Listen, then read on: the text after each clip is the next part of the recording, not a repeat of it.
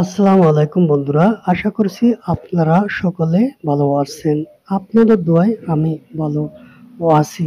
আজকে কথা বলবো ছাদের উপর কয় ফিট গাঁথনি করবেন এবং বাচ্চারা যখন ছাদের উপরে খেলতে যায়, বাচ্চারা ছাদের উপর থেকে পড়ে না যায়।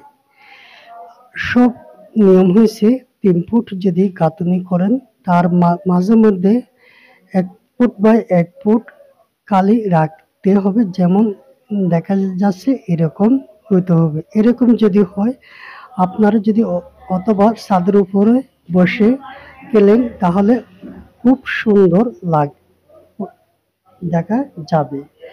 কিন্তু আপনারা অবশ্যই ইটের পিলার দিয়ে অবশ্যই চারিদিকে গাঁথনি করতে পারেন।